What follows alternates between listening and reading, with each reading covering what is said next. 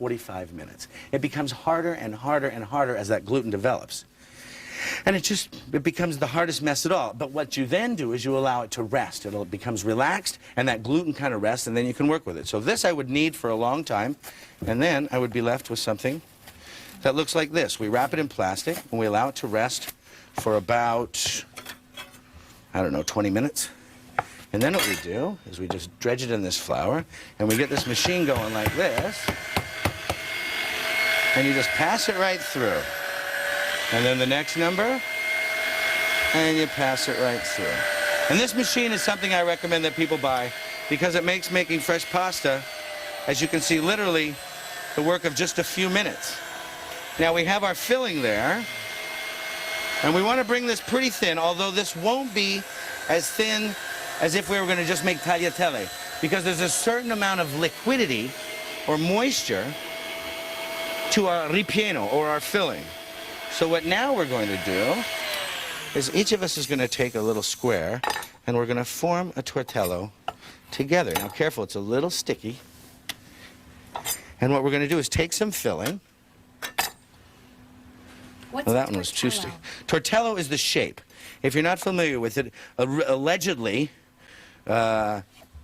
Venus is cruising around the Emilian countryside back in the pre-Renaissance days. And they're just kind of wondering what the heck's going on, and they're checking into this hotel, and they check into a hotel, and all the cooks think she's the hottest thing, and they go upstairs to relax before they're going to have dinner, Venus and her date. And one of the cooks sneaks in, looks into the keyhole to see in her room, and he sees her belly button. Says, oh my God, I've got to do something about that. Well, he saw her belly button, and what does he want to do? Take about half that out. That's too much. He wants to put close? We'll work on this while we're away. But I'm going to drop some in the water right now. When we come back, we'll taste these beautiful homage to Venus's belly button, and then we'll talk a little bit about tagliatelle with pancetta. So stay with us.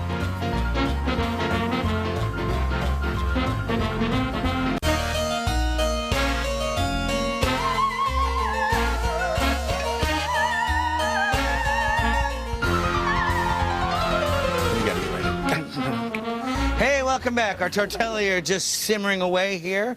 We're going to add some sage to our lightly browned butter. 2, 3, 4, 5, 6, 7. I'm an odd number guy. And while that's just kind of simmering away here, and I'm going to actually add just a little bit more butter, I'm going to start the sauce for our next one while we wait for that to finish. And what we're going to do is we're going to take some pancetta and parsnips, because I'm a particular fan of onomatopoeia, if you're familiar with that, and it works really tastily together. And pancetta, if you're not familiar with it, is just bacon, Italian style.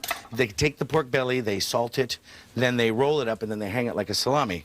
If you can't find pancetta, there are literally 150 great American artisanally made bacons all over the place. And if you can find slab bacon, you'll be able to cut it into these pieces.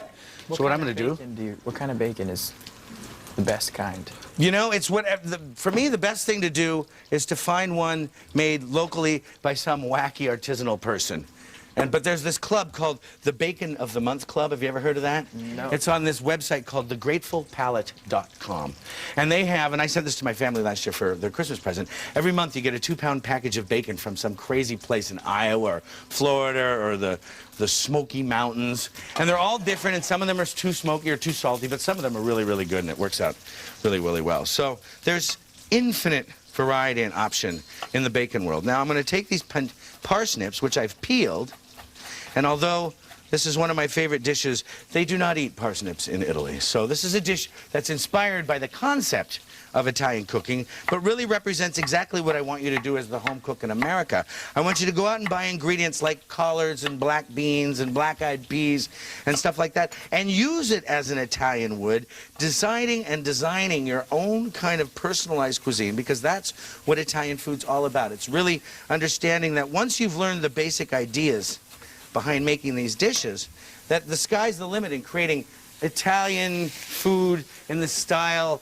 of Mississippi or in the style of wherever you happen to be right now. And that's kind of where it becomes its own little zenny thing. I'm going to save the thick ends of the parsnips, which tend to be just a little starchier, and I'll throw them in the next time I make mashed potatoes.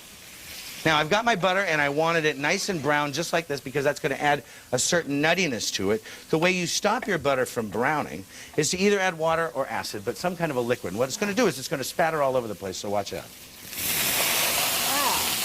And that's all right, because what that's done is stop the butter from